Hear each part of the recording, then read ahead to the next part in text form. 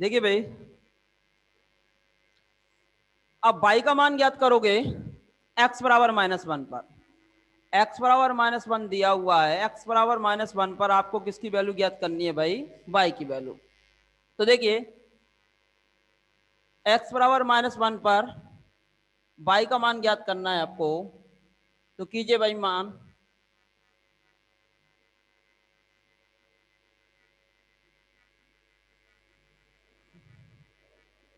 x बराबर -1 पर x बराबर -1 समीकरण 3 में रखने पर, तो रखिए भाई वैल्यू माइनस e की पावर -y माइनस e की power -y equals to ex value of x minus का 1 माइनस इनवर्स माइनस का e। इस टर्म से आपकी ए वाली टर्म कैंसिल हो गई, तो ये आ गया माइनस, ये माइनस का e, माइनस से आपका माइनस कैंसिल, e की power -y equal to e की power 1। Comparison both sides, exponential से एक्सपोनेंशियल हट जाएगा, -y इक्वल टू 1 यानी y equal to -1, y equal to कितना आ गया भाई? -1। तो कहने का मीन क्या हुआ? तो अतः x बराबर -1 पर y बराबर -1 होगा, यही आपको ज्ञात करना था भाई। तो अतः x बराबर -1 पर y बराबर -1 होगा। x बराबर -1 पर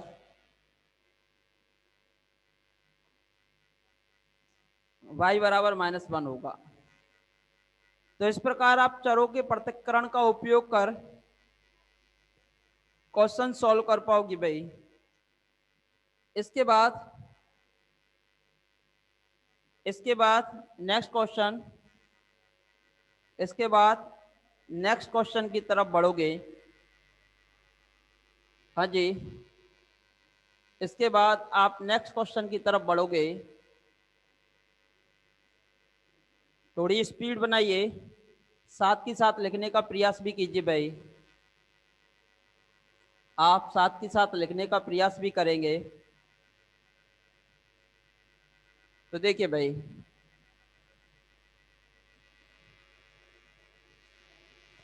next question, question number 8, Bharatpur university 2017 का क्वेश्चन है भाई आपका। y minus x d Y by D x equal to 1 plus x square D Y by D x. इस अवकल समीकरण को आपको हल करना है। तो जब भी आपका कोई भी क्वेश्चन अवकल समीकरण का पेपर में आएगा तो आपको सबसे पहले उसे पहचानना होगा। क्या इसमें चरों का पृथक्करण लगेगा? क्या x वाले पद y वाले पद अलग हो पाएंगे, या फिर इसके बाद जो आगे विधि आएंगी वो लग पाएंगी? तो देखिए भाई, यहाँ पर सबसे पहले आपको क्वेश्चन को पहचानना होगा। तो यहाँ से सबसे पहले हम क्या करेंगे, d Y by D x की टर्मों को सेपरेट करेंगे, अर्थात अलग अलग करेंगे। तो 3 का मल्टीप्लाई 1 से करोगे तो आपका आएगा 3, 3 का मल्टीप्लाई इससे करोगे तो यह आएगा आपका 3x square D Y by D X. अब D Y by D X को एक साथ लेके आइए भाई, इसको इधर ले जाते हैं और 3 को इधर ले जाते हैं, तो यहां से आपका आएगा 3x square D Y by D x. इसको इधर लेके जाओगे तो ये हो जाएगा प्लस का x d Y by D x. इसको उधर लेके आओगे 3 को तो ये हो जाएगा y माइनस का 3। यहां से कॉमन निकालिए भाई, यहां से कॉमन आएगा आपका x d Y by D x, तो यहां से बचेगा 3x और यहां से बचेगा प्लस का 1 और x d Y by D x आपका कॉमन, और ये आ रहा है आपका y minus 3। X d Y by D x आपका कॉमन, और ये आ रहा है आपका कितना भाई y माइनस 3। अब देखिए आप x वाली टर्मों को अलग कीजिए, y वाली टर्मों को अलग कीजिए और दोनों का क्या करोगे भाई समाकलन। तो देखिए क्या x वाले पद अलग हो पाएंगे, क्या y वाले पद अलग हो पाएंगे, और क्या इसका समाकलन हो पाएगा। तो देखिए यहां से आपका डी बाई, ये केवल y की टर्म है तो y के अपॉन में आ जाएगा आपका y, तो y माइनस का 3 dx आपका इधर चला जाएगा, ये केवल x वाली टर्म है तो dx से साथ में चले जाएगी, तो x और ये 3x प्लस का 1।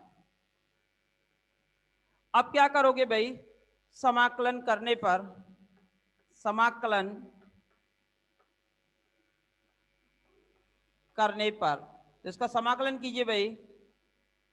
अब आपको क्या करना है इसका समाकलन, तो समाकलन करने पर तो इसका अब आप समाकलन करोगे तो इसका समाकलन क्या होगा। देखिए भाई d y upon y minus 3 d x upon x 3x plus 1, और जो भी आप मानना चाहो तो ये लॉग में आएंगे तो इसको भी आप लॉग सी मान सकते हो कांस्टेंट, या बाद में मान लेना भाई। अब देखिए आपको कुछ याद आ रहा हो तो आपने मेथड पढ़े हैं 12th क्लास में, आंशिक वियोजन। आंशिक वियोजन विधि के द्वारा आप रैखिक गुणनखंडों वाले समाकलन को सॉल्व करते हो। तो आपने पढ़ा है आंशिक वियोजन, और आंशिक वियोजन में आप रैखिक गुणनखंडों को क्या करते हो भाई हल। तो देखिए आपको कुछ याद आ रहा हो तो जैसे कि हमारे पास दो गुणनखंड होते थे x माइनस ए और x माइनस बी,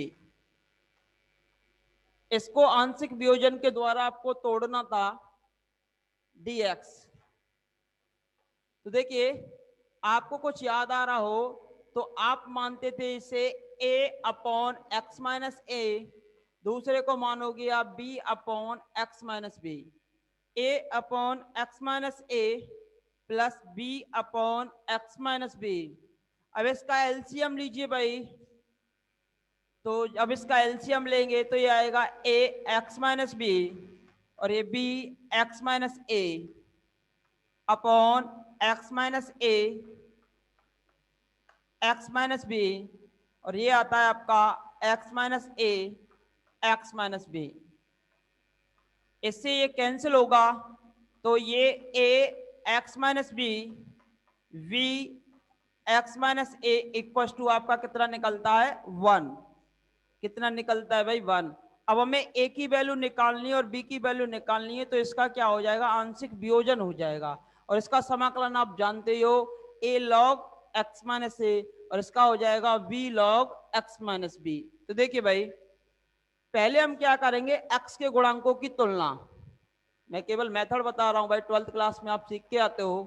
x के गुणांक की तुलना, comparison of coefficient of x, x के गुणांक की तुलना, यहां से x का गुणांक है a, यहां से x का गुणांक है b, और बराबर में यहां पे x का गुणांक है 0। एक इक्वेशन तो ये निकल के आ गई। अब करोगे अचर पद की तुलना। हाँ जी, अचर पद की तुलना,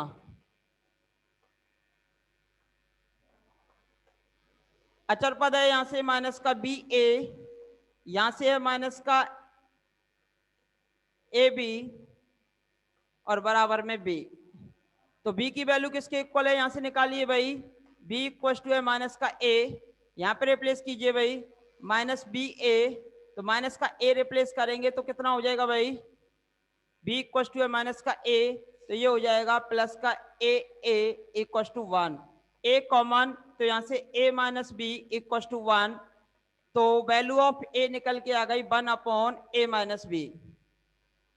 वैल्यू ऑफ ए निकल के आ गई आपकी 1 अपॉन ए माइनस बी, 1 अपॉन ए माइनस बी। जब ए की वैल्यू ये है तो बी की वैल्यू माइनस का ए है, तो बी इक्वल टू आएगा आपका माइनस का 1 अपॉन ए माइनस बी। इस प्रकार आप आंशिक वियोजन विधि के द्वारा ए और बी की वैल्यू ज्ञात करते थे भाई 12th क्लास में।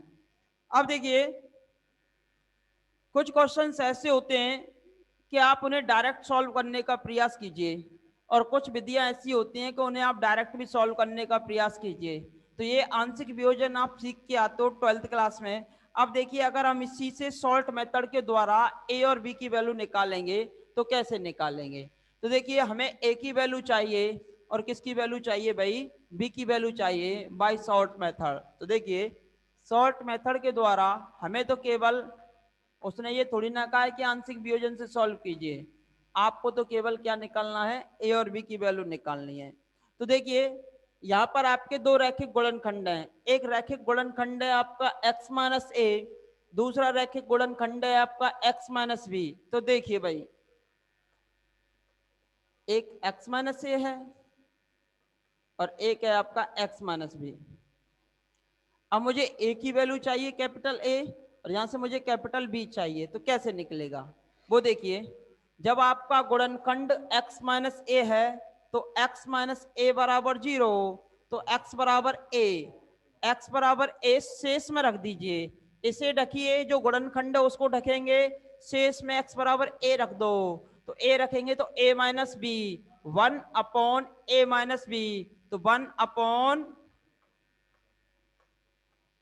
ए माइनस बी। ये किसकी वैल्यू आ गई आपकी, ए की वैल्यू आ गई। अब हमें किसकी वैल्यू भी निकालनी है भाई, वी की। अब दूसरा गुणनखंड है आपका x माइनस बी, तो x माइनस बी बराबर 0, तो x बराबर बी से इसमें रख दो, इसको रखेंगे, अब इसमें रखेंगे तो आएगा b माइनस ए, तो 1 upon v minus a plus का। इस प्रकार आप डायरेक्ट टी किसकी वैल्यू निकाल पाओगे, कैपिटल ए की वैल्यू निकाल पाओगे और कैपिटल बी की वैल्यू निकाल पाओगे और क्वेश्चन को आसानी से सॉल्व कर पाओगे। अब देखिए, यही मेथड अब हम इस क्वेश्चन में अप्लाई करेंगे सॉल्ट में। ठीक है भाई, इसका समाकलन तो हो जाएगा आपका कितना भाई, ये आपका दिया हुआ d y upon by minus three, d y upon by minus three. अब देखिए, इसके फैक्टर कीजिए भाई, d x upon x 3x plus 1। एक फैक्टर तो होगा आपका x और एक फैक्टर होगा आपका 3x प्लस 1। अब मुझे a और b की वैल्यू निकालनी है और dx के सापेक्ष आप क्या कर दोगे भाई, समाकलन।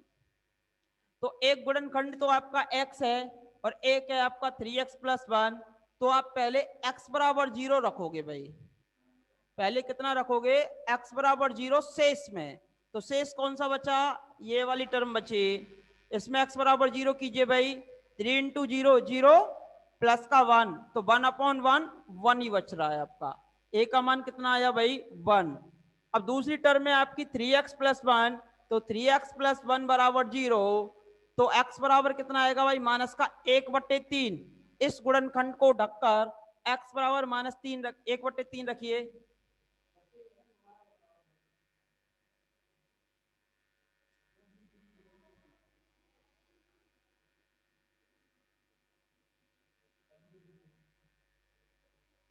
हाँ भाई यतेंद्र जी, क्या नाम है आपका, यतेंद्र जी, यतेंद्र चौधरी जी।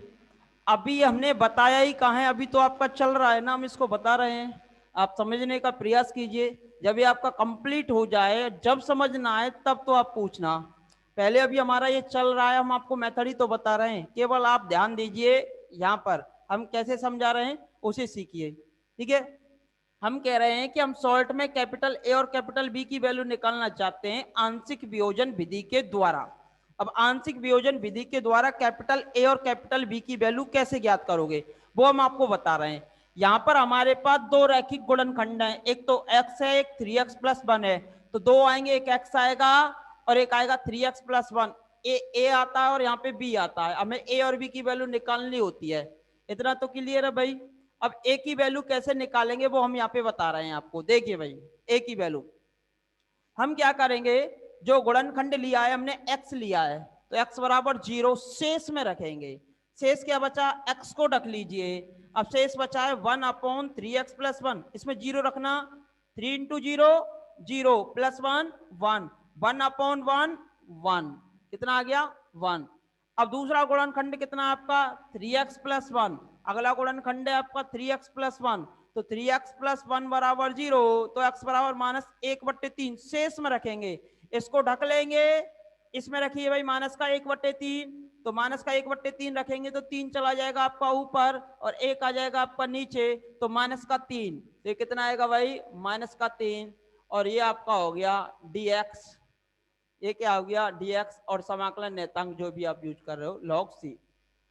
तो जो गुणनखंड करोगे आप उसे ढक लेंगे और उससे जो मान निकलेगा शेष में रख देंगे, ये याद रखना है आपको केवल। अब इसका समाकलन बताइए भाई कितना होगा, इसका समाकलन होगा log y माइनस 3, इसका समाकलन होगा आपका log x 3 log 3x plus 1, फिर अंदर का अपकलन कितना होगा 3, तो 3 से होगा इसमें डिवाइड समाकलन में। आपको कुछ याद आ रहा हो, e की पावर 2x का समाकलन होता है आपका e की पावर 2x अपॉन 2, क्योंकि अंदर का डेरिवेटिव आता है 2 और 2 से हमेशा क्या होता है डिवाइड, तो ऐसे ही यहां से इसका अंदर का डेरिवेटिव कितना होगा 3 और 3 से क्या हो जाएगा डिवाइड, और यहां से आपका लगा हुआ है log c, 3 से आपका 3 cancel, log y minus 3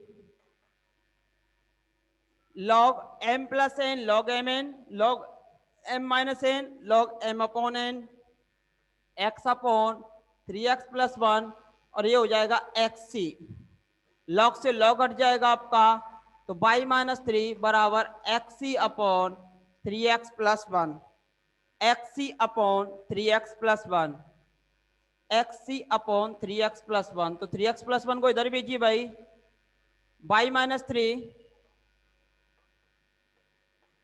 3x plus 1 आपका इधर जाएगा भाई, और xc, तो जो कि दिए हुए अवकल समीकरण का अविष्ट हल है, जो कि दिए हुए अवकल समीकरण का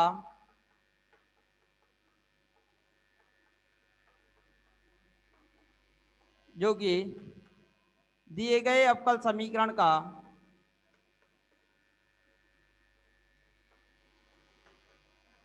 अविष्ट हल है। ठीक है भाई, जो कि दिए गए अवकल समीकरण का अविष्ट हल है, तो आपको समझ आ गया होगा भाई।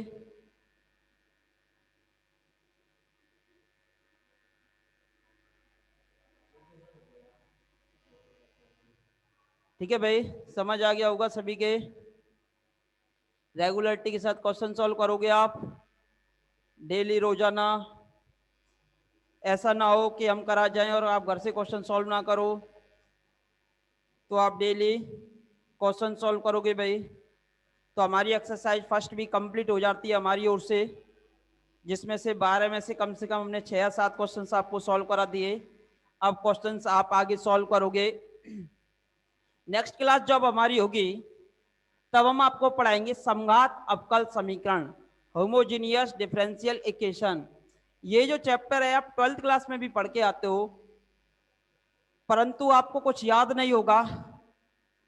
अगर याद हो तो अच्छी बात है, थोड़ा सा उसे रिवाइज भी कर लेना। हमारी जो नेक्स्ट क्लास होगी आपकी कल यानी कि मंडे को, तो मंडे को क्लास में हम आपको पढ़ाएंगे अगला टॉपिक समघात अवकल समीकरण, होमोजीनियस डिफरेंशियल इक्वेशन। तो तब तक के लिए आप सभी को धन्यवाद, नमस्कार, मंडे को मिलेंगे।